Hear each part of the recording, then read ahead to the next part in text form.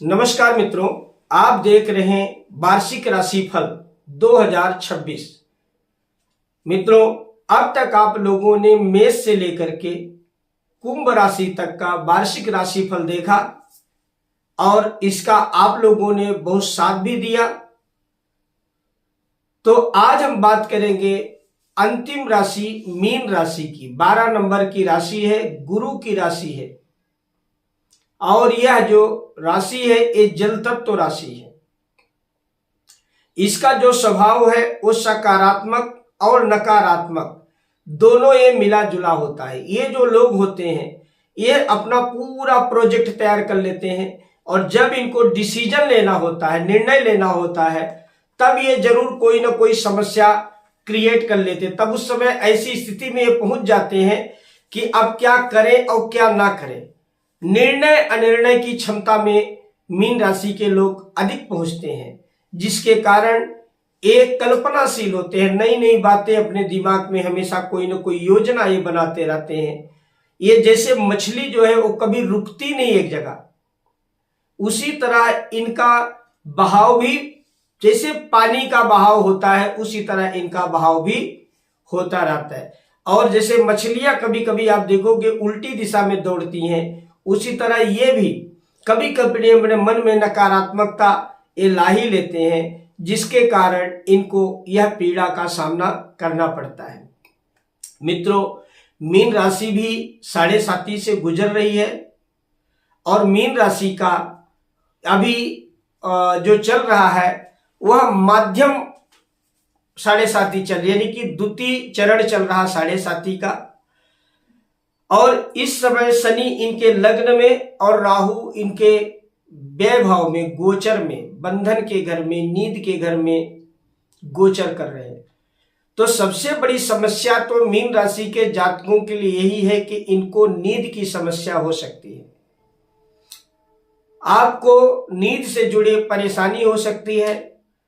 ऐसे अचानक शरीर में कमजोरी हो जाए, जैसे चक्कर आना, हड्डियों में तकलीफ होना या पानी से जुड़ी कोई समस्या हो जाना, ऐसी जो समस्याएं हैं इस साल आपको बढ़ेगी। परिवार की बात करें, पारिवारिक, तो अचानक जो समस्याएं हैं वो दस्तक दे सकती हैं परिवार के बीच में, जिसके कारण आपको परेशानी का सामना करना पड़ सकता है। आपके आर्थिक उन्नति की बात करें तो आर्थिक उन्नति अगर देखा जाए तो अभी फिलहाल जब तक गुरु अक्टूबर महीने तक आपके अभी तीसरे भाव में गोचर कर रहे हैं, जून तक, इसके बाद वो चौथे घर में और इसके बाद वो 5वें घर में पहुंच जाएंगे। तो अपने उच्च राशि में जब तक रहेंगे तब तक आपका इनकम, आय स्रोत तो बढ़ता रहेगा, इनकम चलती रहेगी। बिजनेस भी, कारोबार भी जैसा रहेगा वो माध्यम गति से चलता रहेगा। लेकिन जहां तक राहु और शनि के गोचर का विषय है, तो राहु आपको किसी कोर्ट कचहरी के मुकदमे में फंसा सकता है, शारीरिक स्वास्थ्य से जुड़ी समस्याएं दे सकता है, आपके दांपत्य में कोई कलह मचा सकता है, व्यय, बिना व्यर्थ का खर्च, जहां जरूरत न हो उसकी भी खर्च की नौबत आ जाए, वहां भी खर्च की नौबत आ जाए, ऐसी स्थिति पैदा करेगा। शनि आपके लग्न में ही गोचर कर रहे हैं। शनि का नाम एक है मंद। कोई भी काम बहुत धीरे गति से होगा, लेकिन बिजनेस में शनि महाराज आपको अवश्य कोई ना कोई लाभ दिलाते रहेंगे। तरक्की भी आपकी होगी, क्योंकि शनि की दृष्टि तीसरे घर में भी पड़ेगी। तो धीरे धीरे ही सही पर आराम गति से ग्रोथ चलती रहेगी। इस समय आपको सबसे ज्यादा ध्यान देने की यदि कोई जरूरत है तो वह जरूरत है स्वास्थ्य के ऊपर। कर्ज लेने से बचें और कर्ज देने से भी बचें। किसी भी पेपर में सिग्नेचर करने के पहले 10 बार विचार कर ले, या जैसे बैंक इत्यादि से कोई कर्ज ले रहा, उसके बीच में नॉमिनी बनना, उसके बीच में गारंटर बनना, ऐसी समस्या यदि आती है तो उससे भी बचने की जरूरत है। क्योंकि इस समय आपको यह तकलीफ हो सकती है।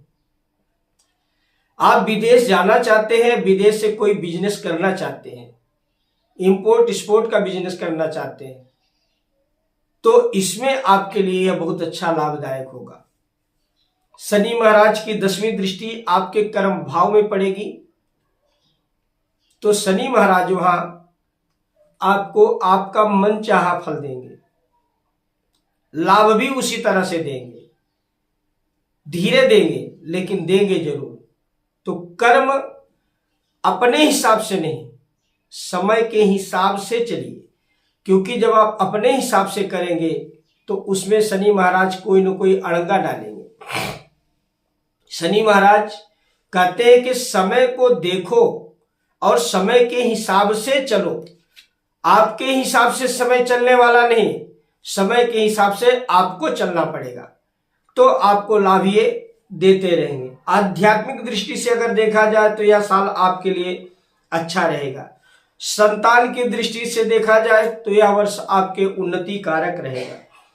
वैवाहिक मतभेद हो सकते हैं, अनावश्यक खर्च से आपको बचने की इस समय जरूरत है, और आर्थिक हानि खास करके भूमि संबंधी यदि कोई आपका प्रकरण है तो उसको बहुत ही आरामदायक आप सुलझाएं, क्योंकि इसमें आपको ये समस्या जरूर दे सकते हैं। विदेश से जुड़ी जो समस्याएं हैं उसमें आपको ये लाभ देंगे। तो मीन राशि के जातकों के लिए यह जो वर्ष है यह मिला जुला रहने वाला है। खास करके उनको स्वास्थ्य में ध्यान देना है, खर्च के ऊपर नियंत्रण रखना है, और घरेलू जो वातावरण उसको संभाल के रखना है। माता के स्वास्थ्य में अवश्य कोई न कोई कमी आ सकती है। यदि आप गाड़ी घोड़ा इत्यादि कुछ खरीदना चाहते हैं, भूमि इत्यादि खरीदना चाहते हैं, तो आप प्रयास कीजिए कि जून के बाद खरीदिए।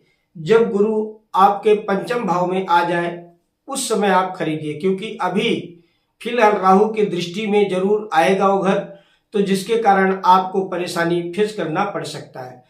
तो मित्रों, यदि आपको ये अच्छा लगा तो आप लाइक कीजिए, शेयर कीजिए और कमेंट जरूर करिए। तो 2026 आप सभी के लिए सुखद, यश कारक और सफलतादायक जाए। इसी के साथ नमस्कार।